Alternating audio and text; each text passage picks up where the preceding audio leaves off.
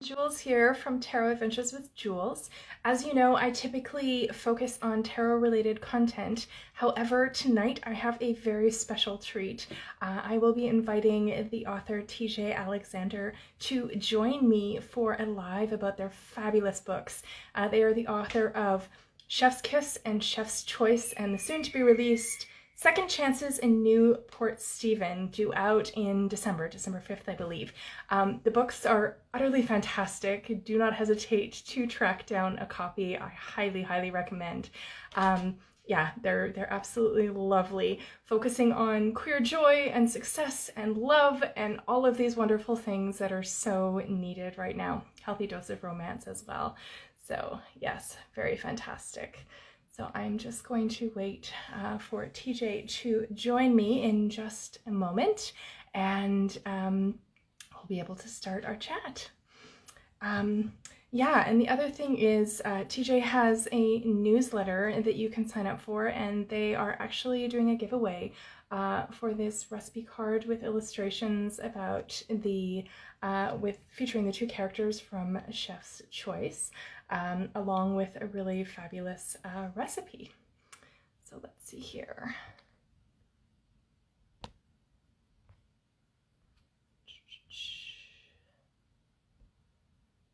Okay, I'm just gonna hop off and see if, oh yeah, there we go. Perfect.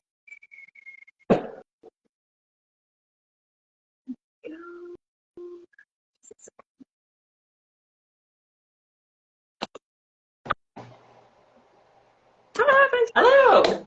Yes. Hi, how are you? I'm good. How are you doing? Excellent. My dog is just barking at the door. Just one second. I'm just gonna let. I don't think my headphones are working, so I'm just gonna take them off. Yeah. I'm so sorry about that. He likes to stand and whimper outside the door until he's let in, which is very fun when I have something on the go. But he's very sweet. 8-pound. That's exactly me with my wife. I'm the same way. I know, right? Oh my goodness. So I was just mentioning to everyone who's joining us that you are the fabulously talented author of Chef's Kiss and Chef's Choice, along with the soon to be released Second Chances in New Port Stephen, which I can't tell you how excited I am about that.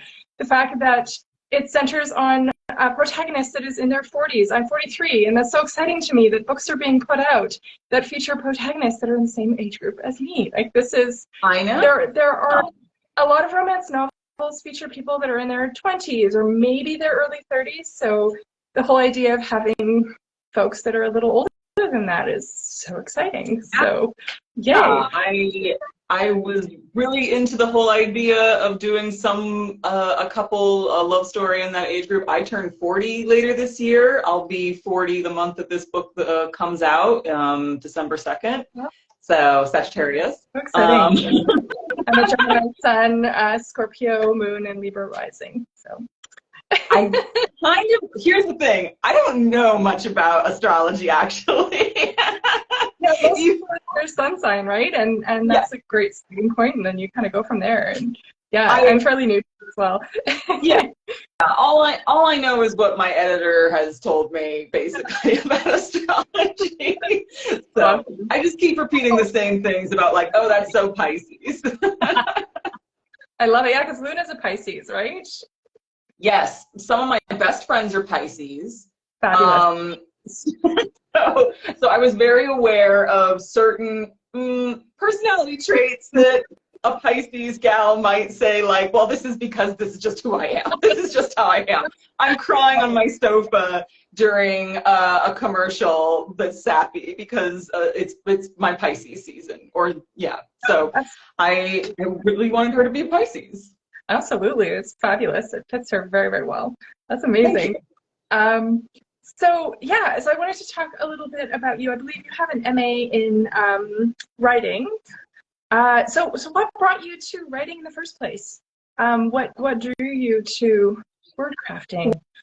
Well, I lost my job. I mean, the way that my first book, Chef's Kiss, came about was it was kind of funny. I went to school for writing and publishing. I worked in publishing very briefly, and then just kind of worked, you know, boring office jobs for quite a while. Yeah. Didn't hate it, didn't love it. I was still writing like as a hobby for fun, but not seriously ever thinking, you know, because when I got my MA, it was more in the business side of publishing, not the creative side. So I always felt that that was just kind of like a personal thing that I would do, like just to, you know, tool around or have fun. And then I had this idea for what became Chef's Kiss. And when the pandemic hit, I thought, well, you know, I got time on my hands. I could probably, you know, sit here and work on this and see what happens. And then this happened. Then all this happened. So fabulous. So where did the inspiration for it come from? Like, are you a big foodie? Are you into baking? Are you into cooking? Like, I watch tons of cooking and baking shows with my kids and with my partner, and I've been cooking my whole life. Like, tarot is a big passion, so is reading. I've been lifelong bookworm, and then the food component, all of them seem to kind of blend together in terms of how I spend my time. So, like, how did you bring those to what the food components? Like, how I'm mumbling here. Where did that idea come from? That's my question. That's all right. Yeah, I've always loved food. I'm just kind of like an average home cook, I would say, like an average home baker, all those kinds of things.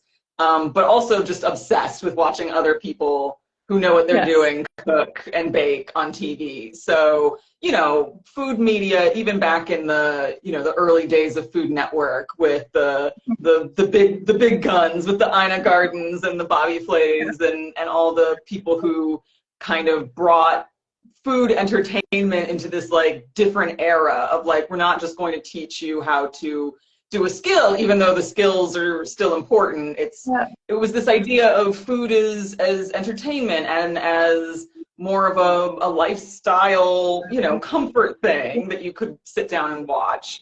And I've always loved that kind of stuff. So I thought like it would be really fun to do a story kind of set in that world of like, you know, someone who's being forced to make this entertainment against her will. I thought was very funny. Yeah, this is really because that's not what I would want to do. I just want to watch it. So yeah, that's where the idea sort of came from. Amazing, amazing. I love it so much. What I love so much about your books is that they focus on queer joy. Like, I love that you include the more challenging aspects of being someone who is LGBTQIA plus existing in the world, because there's a lot of pushback and there's a lot of challenges with misgendering and misnaming and just showing up in the world as you are.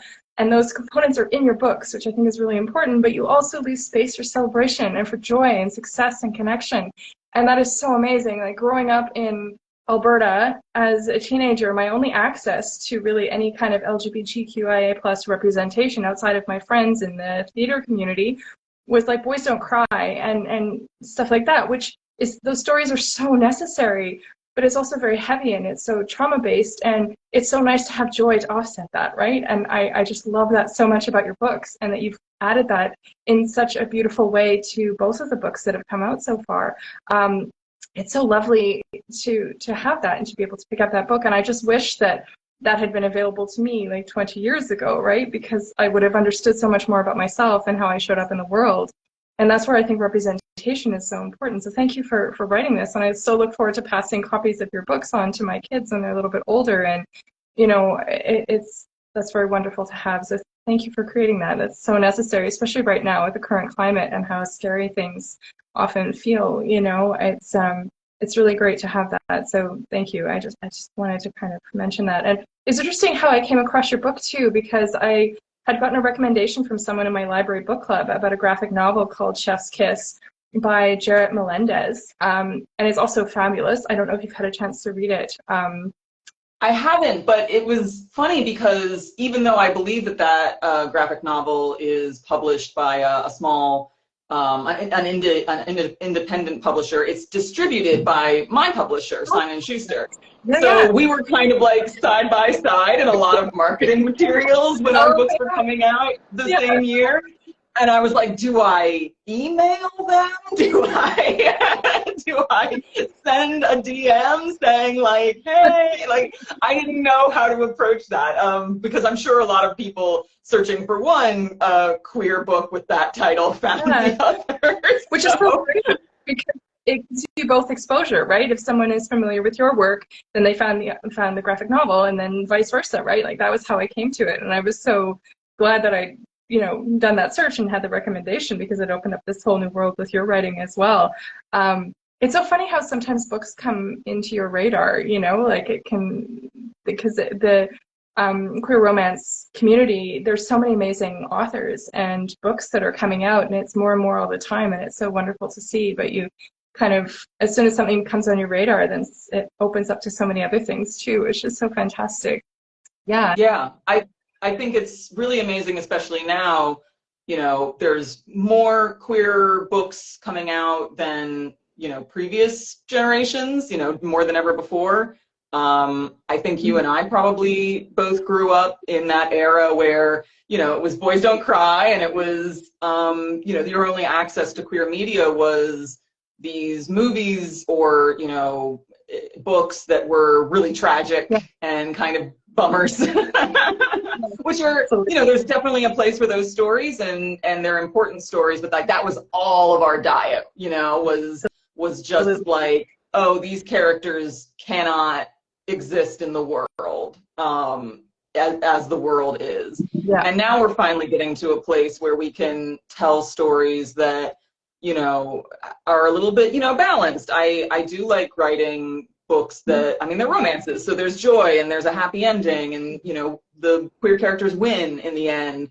But I also didn't want to write stories that completely, left out the hard stuff or the bad stuff, because then it would just be like, well, that could just be any straight romance that you just slapped, the rainbow flag on. I don't want to do that. That seems like a disservice to what I think is a really beautiful experience that a lot of queer people have, which is, going through stuff that's really tough, and hopefully it all coming out a happy ending.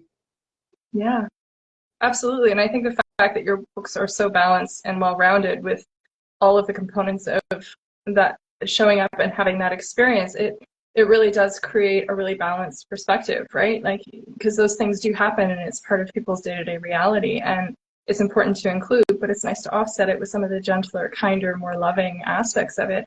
And I love Luna as a character too, and her dynamic with Simone and how they balance all of that out. Like, I was talking to my daughter, my 14-year-old, she's the one who really opened me up to my own queer identity, and she's been doing all kinds of research and exploration for herself, and it's been really amazing to see her grow and evolve and figure out who she is. And I was telling her about the dynamic of Luna and Simone earlier, and how they're roommates, and if Simone has questions, then she needs to provide payment to Luna for her time, because it's not her job to just show up and educate someone. But if there's a balanced exchange of, in this case, food or energy or something else, then that creates a really nice supportive dynamic between the two of them, right? And I think that whole idea of it shouldn't be unpaid labor to educate people, and there's so many resources out there, but when you have a really supportive person in your life that you can learn from and also give back to, I think that creates a really beautiful dynamic. And she was really excited to hear about it too, because it's such a great, those kinds of balanced, reciprocal, respectful relationships, it's so beautiful when they're modeled like that. And when you have a character like Luna, who owns her experience, and she's so comfortable in her own skin, and she shows up exactly as she is, like, that's really empowering as well, to have incredible characters like that. And I was so excited to see that she had her own novel for the second one, her and Jean-Pierre. Like, that's such a beautiful story, and it was so nice to see her profiled like that. It was wonderful. So I just wanted to go back to Chef's Kiss as well. I have a whole bunch of notes here. We don't need to get to all of it, but so how would you, I have a definition from the back of the book here, but how would you describe Chef's Kiss to someone who hadn't read it or heard about it as of yet? Well, when I was first, when the book first came out, and, family, friends, or acquaintances were like, what is this that you're doing now? What is this about? I would just be like, it's gay, read it. I don't know. I don't know how else to, but yeah, I would describe it as a a queer romance taking place in the foodie world, involving a type A kind of stressed out cis woman who falls in love with her polar opposite coworker, who is sunshiny and a delight. And that when Ray comes out as non-binary in the workplace, they have to kind of decide where to go from there. And I think there's a thread in most of my books, you know, Chef's Kiss and Chef's Choice, but also like coming up in the third one, where there's this real question of like, well, what do you do when you work so much, like most of us do? Like, what does that mean for your life? How much effort do you need to put into something that you might love but is for somebody else's benefit, you know, a company or whatever. So yeah, I think that there's a lot of exploration there, coming from a place of like, oh, I just got fired kind of experience that I've been working through for a number of years now at this point. And yeah, it's just, sorry? Oh, I just said absolutely. And I think that's a lot of people's experience going through COVID and everything else. It's been pretty frequent, and to see that represented is also really helpful as well, I think. Yeah.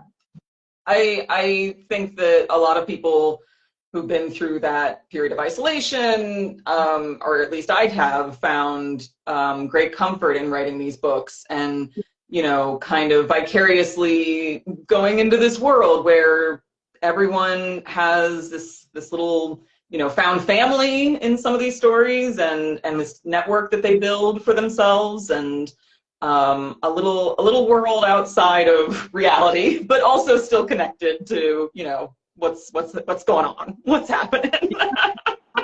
Absolutely. And I love, like, I was looking back through the book, and Ray's sunshine is described as like obnoxious cheer, and I love that they are an eternally optimistic character. Like, they have their down days and their down moments, but they have this kind of dogged determination to approach life with joy and celebration, and it kind of buoys everyone around them, right? And there's so much bravery in that, because there's so many challenges in the world, and to be able to approach the world in that way is so lovely. And it has a filter down effect, I think, on everyone around them too, which is so beautiful. And I love that there's that point in the novel where they need the support when they're recovering from top surgery, and Simone is able to step up and support them. And that idea of people buoying each other within this found family and community is so beautiful, and I loved seeing that depicted. And also centering a non-binary character in the book is so incredible, and to see that representation, because I think the only other book that I found, and I'm sure there's many more, that had featured a non-binary character was 11 Other Disasters by, I think, Anita Kelly, which I love, because it's also featured in, like, you know, reality TV and a cooking competition, and like that's my idea of de-stressing. I love watching cooking competitions or cooking shows, and so blending those two things is like taking my two favorite things and like bringing them together. It was so lovely.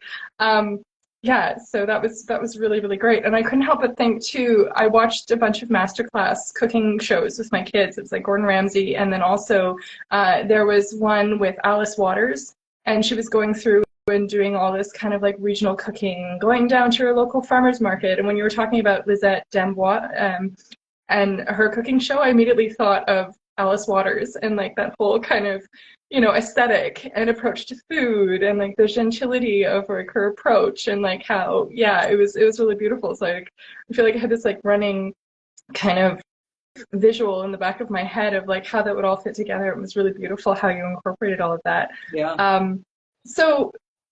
So what was it like embarking on your first novel, and how did the experience of writing your first book differ from writing your second? Like, what was that experience like for you? It was a really big leap to the process of writing the second book, because when I was writing the first book, you know, it was a real private, just kind of, oh, I'm just doing this for myself, and who knows if I'm ever gonna finish it? Who knows if I'm ever gonna like let anyone else look at it? Mm-mm. But then, like, the closer I got to, you know, completing it, or what would be the first draft of it, the more I thought, like, this is actually okay. Like, I could show this to somebody. You know, I could maybe let a friend or two take a look at this, and so I did. And as I was thinking about, you know, how much fun it had been and how I thought it was in a really good spot, and I felt that it had, you know, a strong like marketing. This is like my old marketing stuff coming, and I was like, you could market this. You could market the hell out of this. Like it's a good like niche that I didn't see. You know, Anita Kelly's book came out a few months before Chef's Kiss did. And until that point, like there was nothing with a non-binary main character or a love interest. I was looking for them in traditional publishing. I'm sure that there was a lot of great examples in indie publishing, but like, you know, when I decided to seek an agent, you know, you kind of have to query, and that process is very boring and very involved. But part of it is that you have to kind of figure out like, okay, how would I explain to a publishing professional like an agent, like, this is what the book is, but also this is where it fits in your stable, in the market, and this is who is going to read it, and they are fans of this and this and this. And I was like, okay, so that part of that is finding comps, which are, you know, like titles that are similar, like that you would, you know, also be interested in buying if you were interested in this book. And I was coming up with comps that were just like so far-fetched. Like I was like, I don't know. There's only been like 2, you know, queer best-selling romances in the last 10 years. Like, what else is there for me to like comp this to? So that part was very frustrating. But this is, sorry, a long and involved answer to say that like it was doing all of this. It's amazing because I have a friend who's marketing a book right now, and she's going through that whole process, and it's really hard because you need to find something that is similar enough that you can prove that it's marketable, but unique enough that it's different and deserving of publication. It's a really fine line to try and find kind of that zone right in between those two things, right? So I appreciate you talking about all of that because that's super helpful. Yeah. I'm sure like that part of the process would be a little bit at least easier for people now, because now there are, you know, at least a few more, you know, queer romance books that have captured some attention and got a lot of accolades, and you could point to and say like, oh, it's kind of like this, a book you have heard of, you know, like, so that's helpful. But yeah, so Chef's Kiss, all that was happening with Chef's Kiss because that was my debut book, my first time out of the gate. Yeah. And then when we sold that book, my agent and I, it was a deal for 2 books. So it was that book, and they said, you know, question mark, another book next year. You know, you let us know what you want to do, and we'll tell you if we like that idea. Is kind of the deal. So after, you know, Chef's Kiss was kind of finalized and getting ready, I knew I wanted to write a story about Luna, and I wanted her to be the main character, and so I worked up kind of a vague outline for what that might look like. Yeah. And I hit upon her, you know, getting paired up with Jean-Pierre, who is mentioned not even by name, like super briefly in the first book. And I thought, oh, that would be really cool to write about 2 trans people. I've never seen that before in a, you know, traditionally published romance book. Yeah. So then, you know, I pitched the idea, and my editor loved it and said, go for it, let's do it. And so writing that book was like, oh God, I have to write from an outline. I'd never done that before.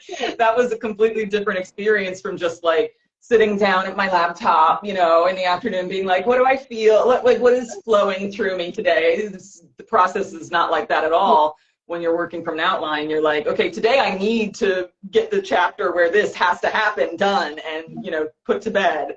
Otherwise I can't move on to this and this and this. So it's a little bit more strict. It's also a little bit more pressure knowing that someone is going to read it. Yeah, absolutely. Like for sure someone is going to read it. It is contractually obligated to be printed. So, so that part was a little bit of a freak out at first, but I think I'm getting used to it now. I think I'm now better at writing from an outline and writing while trying not to think too much about how people are going to receive it, or, you know, ooh, is this line a little bit too, like, are people going to take this the wrong way? Like, I try not to, especially in the first couple drafts, dwell on that too much, because that's all stuff that is above my pay grade. I'm not anyone's priest. Exactly. and like editors can always come in and fine tune. And I think I've read somewhere about, the horrible first draft is like a necessary part of the process, and it takes refining afterwards, but even just getting something on paper can be really helpful as a starting point. But yeah, I would imagine that the pressure would be more once you've got the book deal in place and there's certain structure that's expected or whatever else, as opposed to just like a joy project for the first one. It's kind of nice when you can hit that groove, I would imagine, too, is being able to structure the outline and approach it in that way, too, like, yeah, depending on how you like to approach writing, I guess. So which character did you have the most fun writing? Ooh, I guess out of the first two books so far, my favorite character to write would be Jean-Pierre, just because he's just such a weird guy. He's so weird, and he's so French. And because he's French, like I love the French. I love France. It's a beautiful place. We've all got our problems, but it's a beautiful place. But he's coming from a place that, I can sympathize with so hard, but I can also like see how ridiculous he is. And he knows he's ridiculous, but he kind of like has decided to not rise above it, but just kind of like lean into it in a way that I think is very funny. And so when I realized like, oh, he's European, he's rich, has not gone through a lot of the things that someone like Luna has gone through, he is going to have a perspective that is really bizarre to her and to most people, I would think. And he can get away with saying a lot of bonkers things. Like he says things that are just like really romantic, especially towards the end, obviously, when things start, getting to a stopping point. And as I was writing it, I was thinking like, I couldn't make an American guy say this. No one would believe me. No one would buy it. He's just so much fun to write because you can just be so like off the wall. Like, yeah, I think he'd say this. I mean, why not? He just says things. I had a first reader for the Chef's Choice who is a native French speaker, and I was very, very glad that they decided to look at Jean-Pierre's dialogue, because he speaks a little bit of French and I am not great at French. And one of the bits of feedback that I got early on was like, oh, so he chose the name Jean-Pierre? And I was like, yeah, why? Like, I thought that's just like a normal French name. And they're like, that's like a grandpa name. That is like a name that you would only find in like an 80-year-old like soccer match watching grandpa in a cafe in Paris. And I was like, oh, so should I change it? And they were like, no, keep it. It's perfect. Oh my goodness, yeah. My husband is from Quebec, and so we picked French names for our kids. We planned to raise them bilingual. It didn't end up happening that way. But my son's name is Armand. Talk about like a grandpa name, right? Like, I mean, it's one of those classic kind of old school names. And I was talking to Dominic, he's like, yeah, that'd be someone from like my grandfather's generation. But I was reading Louise Penny's series at the time, and I love her Chief Inspector Armand Gamache because he has kindness and integrity and, ethics and intelligence, like all the things that I'd love my child to have. So it just seemed to make sense, right? But it is a really old school name, and I know when I signed him up for stuff, people are like, oh, that's unusual, but it's a great name. It's classic, right? And like Jean-Pierre, yeah, and it fits him to a T. It's lovely. It's the kind of name that you would expect him to pick for himself, right? It makes a lot of sense. So that's really cool. And Armand is a beautiful name. I didn't know it was also an old Frenchman name.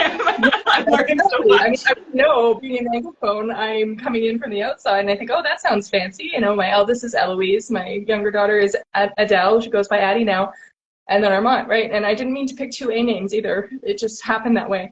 At least it's not three. I didn't want it to be all like same. But anyway, yeah, like it's interesting coming in as an outsider, linguistically speaking. You don't always know, like, because there's certain names in English too that are more old school, right? If you're coming in as a French speaker, maybe you wouldn't anticipate that would have been an older school name, right? So old school name. Yeah, but that's cool. I love his name. I love that you stuck with it too. That's amazing. So which character was the most challenging to write? Ooh. I guess kind of across the board, and I don't want to give too much away for people who haven't read the first or second book yet.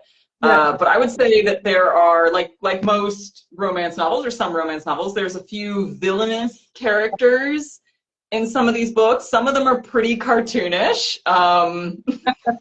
That's just how I experience the world and its villainy. But yeah, I think that as I was writing some of these moments with characters who are antagonists to our main pairs in both these books, I think it wasn't that it was hard to write because I didn't know how these people would act. I knew exactly how these kind of people act. It was trying to write it in a way that was both realistic to me as like someone who has experienced, being dead named or transphobia, and make it make sense to a reader who maybe hasn't experienced that. And there were certain things that I was like, are people gonna understand this? Are people gonna, like, I don't know, buy that like someone could be this, like, a homophobic, transphobic, whatever, in like, the liberal bastion of New York City? And then I realized, like, well, that's exactly the kind of stuff people were like saying to me in real life. Like, well, it's New York City. Shouldn't everything be like nice and safe and okay?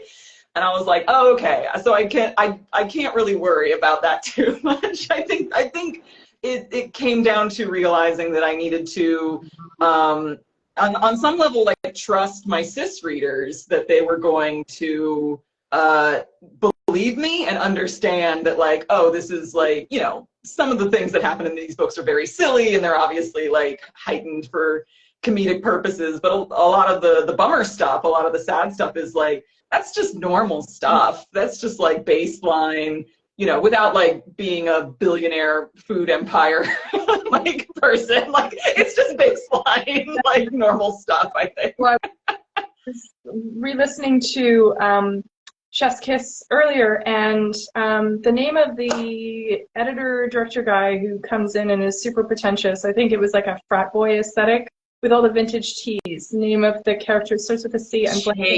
Chase. Oh my goodness. Yeah, I love that you introduced it as Chase was messing up Ray's name from the very beginning, and also Petey kept insisting on calling Petey Francis.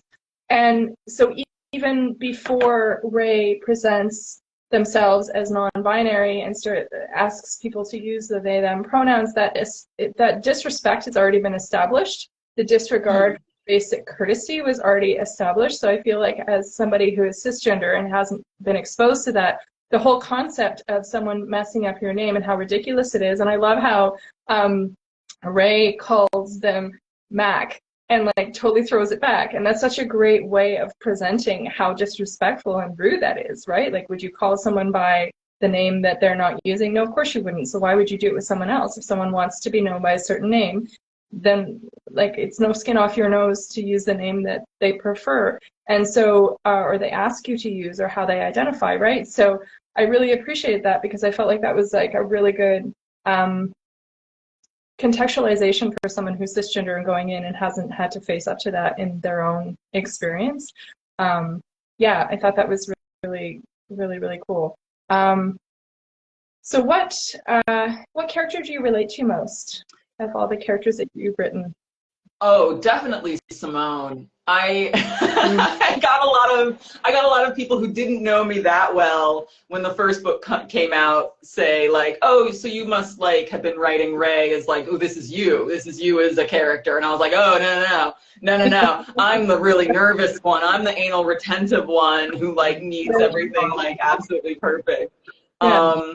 And like Simone, her character arc kind of deals with learning to let go of some things, chilling out a little bit about some aspects of her life. All those things are things that really resonate with me because, I've dealt with anxiety like all my life, and I am also like the kind of person who will work super hard to the detriment of all else, because I think like, oh, this is my job and this is, what I'm supposed to do, and I'm going to let everyone down if I don't, do this the best I possibly can. So yeah, I've always really identified with her because of that. Yeah, absolutely. Well, I loved her as a character and I loved her dynamic with Ray. Like I was invested in them fully from their first meeting, and it happens quite early in the book. And just there was that chemistry that was very evident from the very get-go, even there though things started a little bit acrimoniously, I guess you could say. It was very evident that there was that pull at the same time, and just like little comments that Simone would make to Luna and everything about him and about them, and it was great. I really appreciated that. So you included all of these fabulous dishes in both of the books. Yeah. So where did the culinary inspiration come from? Because I know with Luna and Jean-Pierre, there's this whole like set menu that is a requirement of his family. And then in the first one, I love like the whole dynamic with Simone creating recipes, and a lot of the dishes that she creates are pretty fabulous and sound absolutely scrumptious. So where did that inspiration come from in terms of which dishes you were going to present at what time and all of that? So in the first book, again, I was just like riffing, having a fun time all on my own. I was just like making things up. Again, like, you know, I do cook and I bake quite a bit, but I'm not like a professional. So I was just kind of imagining like, well, if I were Simone with all these like skills and like years of pastry experience, you know, what would I want to make? What could I like throw together? And it would be like, for her, no big deal. But for me, it's like, I'm so hungry and I want to eat that. So I was just making up a lot of these recipes that she was creating in the book. The only thing that wasn't made up entirely, like wholesale, was the cheesecake. That's my family's cheesecake recipe. That's the first thing I ever learned how to bake back when I decided that I wanted to do that as a hobby. And I was like, you know, I want to give a little, I don't know, my family's pretty cool. Like they're pretty chill. I want to give them a little shout out here. So I put that in the book. That then later Simone kind of zhuzhes up a little bit with different flavors. But then when that book, you know, was ready to come out, like we were getting ready for the pub date and we were marketing it and coming up with press materials and things. And my team at Simon & Schuster at Atria were asking me like, so all these recipes from the book, we want to like make bookmarks out of them. You know, we want to print them on promotional materials. And I was like, oh, that's really cool. That's a great idea. They were like, yeah. So just like send us the recipes so that we can do that. And I was like, oh. I was like, oh, I have to do that? And they were like, well, you know how to make these, right? She makes them in the book. Like, they have to come from somewhere, right? And I was like, totally, yes. I lied, like, completely. I was like, absolutely. I will email that to you before the end of the week. And so then I had to, like, figure out how a person in real life would make all these things, these complicated things. Like, she's frying sage leaves. She's doing things that I would never do at home. I was like, I want to do this. But I, like, figured out how to candy, you know, orange peel. I did all this ridiculous stuff so that I could then give them recipes that would potentially work in real life. And I was just like, here you go, straight from... That is so fabulous. Well, and I mean, she's very convincing as a professional chef, so you obviously know what you're talking about, because, I mean, I 100% bought it. And, you know, the fact that they expected all the recipes to be readily available means that you did a really good job of putting her together in a way that was convincing, along with the recipes. And even how you were talking about the different components that go into it and the whole process of her cooking. Like, I love that so much, because you could visualize exactly what she was doing as she was doing it, and the sensory experience of all those different elements. And it was really, it brought you right into the book, which was really amazing. I really enjoyed that aspect of it. And in my re-listen, I've just gotten back to the point where she's doing the recipes with Ray, and they're bringing everything together in the traditional Midwest food. And I love that whole idea of taking something traditional and just going with it, right? Like, that's, yeah. Traditional comfort. That was so great. I mean, I grew up, you know, I'm a 90s kid, 80s, 90s kid. And so I grew up with a lot of these recipes family recipes that, you know, are no longer considered in fashion or nutritious. And Oh my I love those foods. Like, I love a good trashy Jello salad. I don't care who knows it. I love Velveeta. Yeah. I think there's something beautiful about home cooking that, like, yeah, takes some shortcuts and doesn't look Instagram worthy and isn't, you know, perfect. Aren't we all? Aren't we all imperfect? Don't we all deserve a little Velveeta sometimes? Oh my goodness. Yes. Well, it totally brought to mind my dad used to fry pork chops and then put them on rice with like the Campbell's cream of mushroom soup on top, and like that was a thing. Or like you know, Cheese Whiz mac and cheese, or like yeah, there was all these things that were pretty big staples, right? And so I had that in the back of my mind as they were going through that whole process. And there's something really beautiful about bringing what you've got in your cupboard together, right? And making something that becomes a staple. And it's quick and easy to put together, and it doesn't take, you know, 2 hours to prep meals and all of that, right? Like it's, yeah. Yeah. That's so. So I wanted to do a little bit of a, you know, tongue-in-cheek homage to that Yeah. style of cooking, which is, you know, which is my culture, I guess. I don't know. Astral, oh my goodness, yes. My bestie's watching right now, and she's talking about that. I was like, yeah, 100% classic. I love that so much. So what's your favorite comfort food, and what's your favorite dish to make for other people? Ooh, well, my favorite comfort food that I am not in charge of making would probably be pizza. Like, you know, I live in New York. I've lived in New York for, oh my God, I think I'm coming up on my 15th or 16th New York anniversary at some point soon. Awesome. And thank you. And yeah, a slice of pizza while walking, there's nothing better than that. But for, you know, a home cooked comforty meal, like it's gotta be mac and cheese. Like when I put a mac and cheese recipe in, yeah, the recipe that you get on the back of the character card that is available at some stores. You can find that information on my website, everyone. I knew it had to be mac and cheese because it's a dish that is of French origin, and it's also an American classic. And, you know, everyone loves cheese, unless you can't eat it, in which case I'm really sorry that life did that to you. Yeah, I love a big old pot of mac and cheese. Making food for other people, I used to get really like, oh, people are coming over, it's time to impress my friend, you know, and now that I'm older and we're all a little bit less, I don't know, trying to outdo each other, I think, I'll just throw out a cheese board, you know, oh, unwrap it yourself, I just got it from the grocery store kind of thing.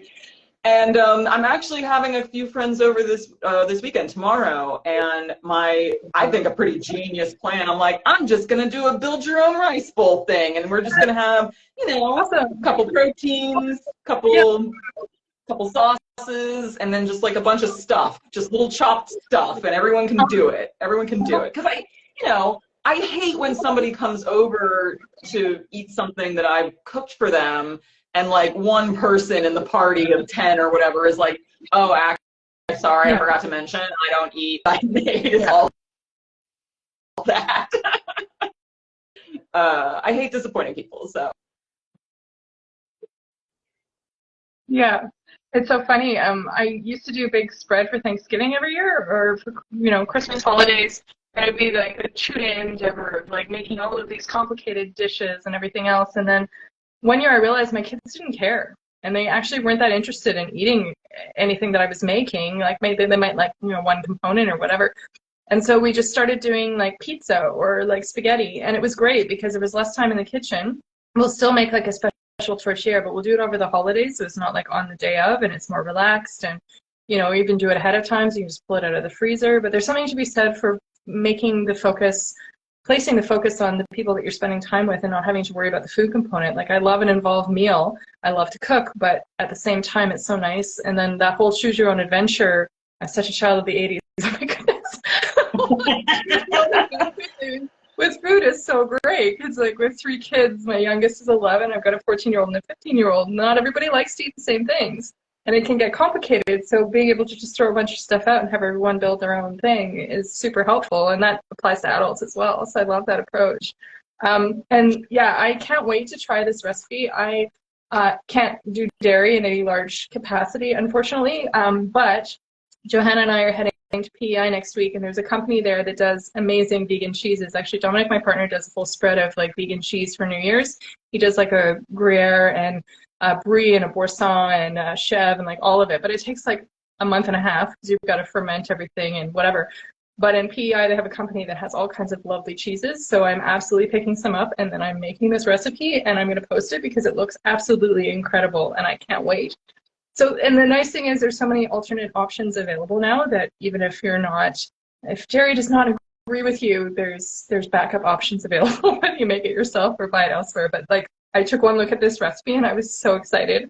And I love that it's Jean-Pierre's apology, jalapeno mac and cheese, and that instantly got Dominic's attention. And I'm like, well, you have to read the book now. And he's like, well, yes, of course I do, because like he was totally fascinated by that idea, and I was telling him all about the story and everything. And yes, Johanna, I will absolutely make it for you. But yeah, so fantastic. And I just wanted to mention, because you, I think, had a post a couple days ago where if folks sign up for your newsletter, there's a potential to receive one of these. Correct. For August 1st, right? Yes. I have a newsletter. You can sign up for that at my website. And, you know, I only send it out like once or twice a month. And in the August newsletter, there will be a little link where if you're a subscriber, you can go and request a character card, and I will mail it to you. And I'll mail it to you if you're in Canada, England, you know, around the world, because it's just a card. I can afford a stamp, an international stamp. And yeah, I just wanted to say thanks to everyone who is enjoying the book. And so yeah, if you want to do that, please sign up for my newsletter. Yeah, that's so fabulous. Well, I can't wait to try it. It looks incredible. What's your number one comfort beverage? I was wondering about that too, because I kept thinking of Jean-Pierre and his coffee and his whole setup and like that whole kind of ritual around preparing drinks. Like I'm drinking a matcha lemonade, and it's with like a lemon balm tea and maple syrup and like lemon. And I realized that the whole process of putting the drink together is just as important as the enjoyment of it. And I love that Jean-Pierre has this whole ritual and his whole like equipment that he travels with, because I do that too. So yeah, I got my like travel coffee kit, and I'm like, and this is my pour over with a built-in kettle, and I've got my beans, and it's like this whole thing, right? So I can see myself a lot in Jean-Pierre in his very like precise coffee. So I was just wondering what your beverage of choice is, comfort beverage, or yeah.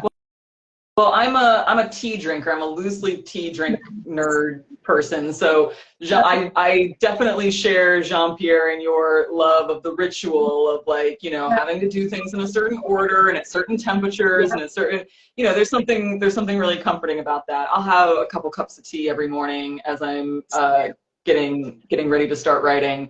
But I'm also like, once in a while I enjoy a cocktail. I don't not enjoy a cocktail. Yeah. I'm a gin drinker, so I've been playing around a little bit with that lately, buying a couple different local upstate New York distilleries, small batch stuff. This is all very nerdy. I have so much respect for anyone who's like committed to the process of exploring something, whether it's matcha or whether it's coffee or whether it's wine or some kind of alcohol, like.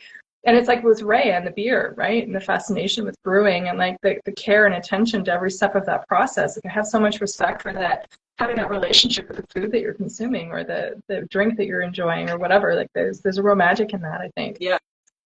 My brother's a home brewer, and so I was asking him a lot of questions when it came to like, Ray's setup and how you would do this in a New York apartment. And, my brother has things brewing that like, he has to be so patient because you're not going to drink the final product sometimes like months, down the road, weeks, months, from the time that you conceive of a recipe. And you don't know how it's going to turn out. It could be terrible after wasting all of that time and effort. Yeah. So I think that brewing and distilling is fascinating, and I have a lot of respect for people who do it. And I told people in my newsletter subscribers heard about this a month or two ago, so I think I can like share this. It's just us here. It's just us and people who are watching this now and later. But my next book, after Second Chances in Newport Stephen comes out at the end of this year, my next book will come out the following year, so a year from now-ish. And it's going to take place in the like high-class cocktail world, like in, you know, fancy cocktail lounges around New York City. So I'm very excited for that.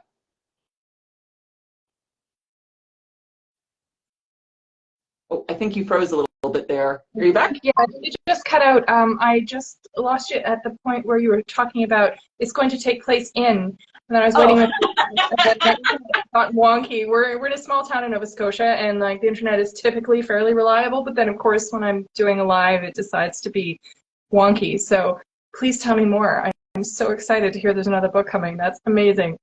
Yeah, it's it's going to be my fourth book with Atria. It might come out around this time next year, and it's going to take place in the high-class cocktail world around New York City. So cocktail lounges and bars and fancy restaurants, places like that. Yes. Very excited. Oh my goodness, that sounds lovely. So is it going to feature brand new characters, or are there going to be characters coming back from one of the previous books, or can you talk about any of that yet? I have not yet turned in the rough draft to anybody, so I'm just going to leave it in this very vague teaser situation. Yeah, that's amazing. That sounds like so much fun. Well, and I was totally congratulating you on being in New York City for so long, because I went to theater school at the American Musical and Dramatic Academy, and I had the opportunity as a Canadian to live in New York for some total of year and a half, I think, because I went through the summer rather than taking the summer off. So, and it's a fabulous city, and I've been meaning to get back with Dominic since we got together, and we've been together over 25 years, or it'll be 23 years in December. So it's been a while that I've been trying to get back, but we're moving to Spain in the new year, so it's going to make it slightly harder, but it will still happen, I'm sure. Yeah. So I just wanted to ask a couple more questions before we finish up here. What would you most like to see in the future where queer literature is concerned? Ooh, I want to see a ton more trans and non-binary and queer authors of color getting a shot at telling their stories. You know, you look at the state of publishing over the years, and the needle has moved so slightly and so in such a tiny way for so many marginalized authors.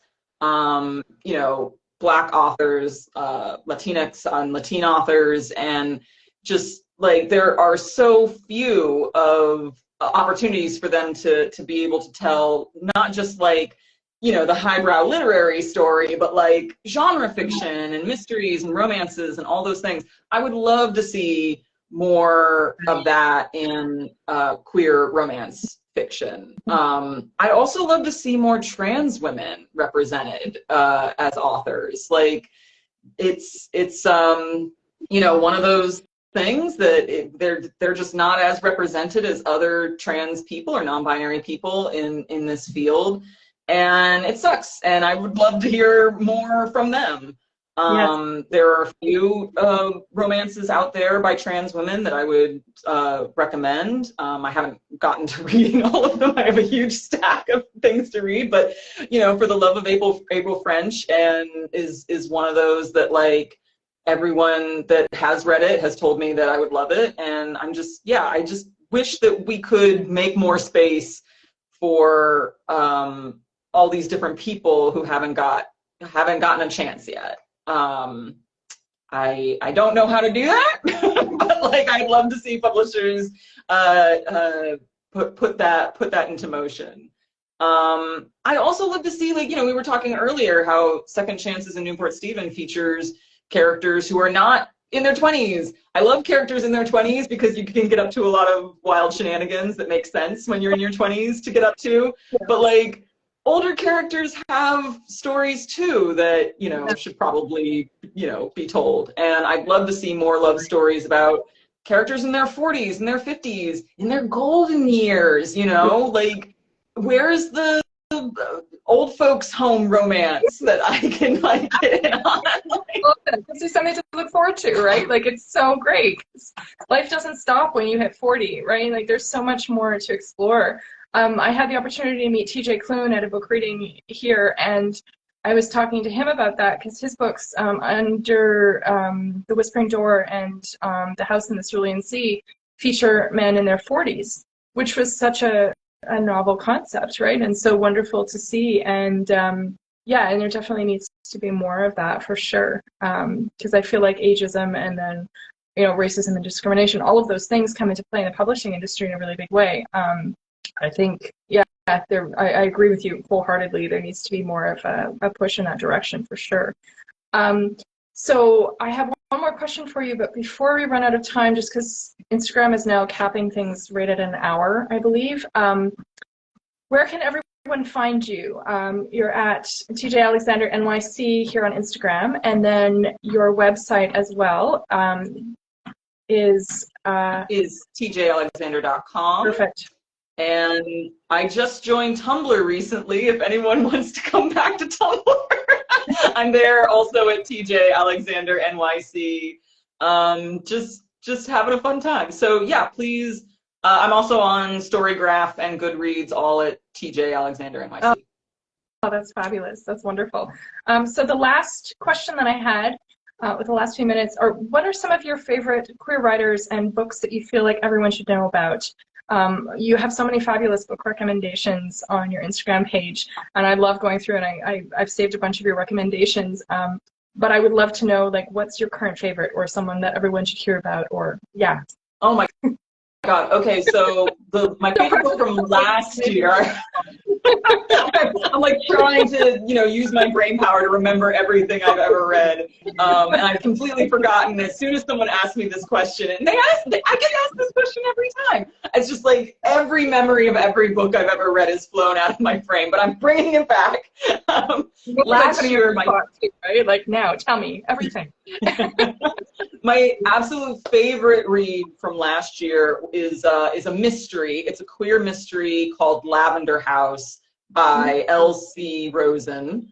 Absolutely fabulous. It's a historical, like noir queer mystery, and there's going to be a series. It's the first in a series, and it's I want 100 of these books. I want there to be as many of these books as Sherlock Holmes books. Like, they're just it's such a great detective character, and I love that book.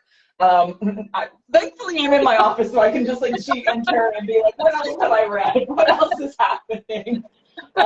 We talked about Love and Other Disasters. It's a great book. Anita Kelly's second book that came out this year, Something Wild and Wonderful. Beautiful book about two men who meet while hiking the Pacific Crest Trail and fall in love. It's absolutely gorgeous. Everyone should read it. What else are people? Oh, and Wild Things by Laura Kay. I read that. It came out around the same time as Chef's Choice did this year. It's a British book by a British author. It's about a group of queer friends who decide to move out of London and buy a country house together and like form a kind of commune. It's so cute. It's a beautiful ensemble cast. And the main, like, you know, romantic pairing are roommates. So I love it. My girls are always joking, but they were just roommates, right? Because there's this whole thing about, oh, they were just friends, right? So I love that so much. That's amazing. And I think Alexandria Bellefleur, Truly Madly Deeply, the cover was just released today too, and I'm so excited about that. Yes. That one looks really good. I just asked you, and then I inserted my own. Sorry. No, it's okay. It's fine. I love hearing this stuff. Yeah. Because that just reminded me, like, I saw that cover today. I shared it to my stories. It's a beautiful cover. I love a height difference. I love a little short gal and a tall drink of water. Obviously, it's kind of a thing. So, I love Alexandria's stuff as well. All of her books are great. Yes, they're fabulous. Well, I think we're about to time out. So I just wanted to say thank you so much for joining me. This was an absolute pleasure. And I'm so excited to hear that there's another book coming. That just made my week. And I'm so excited about Second Chances in Newport. Stephen, December 5th. Can't wait. countdown is on. Just pre-ordered a copy. I'm so excited. So yay for that. And thank you again for joining me. And I hope that you have a wonderful weekend. Oh, thank you so much. This was so much fun. Thank you for having me. Thank you.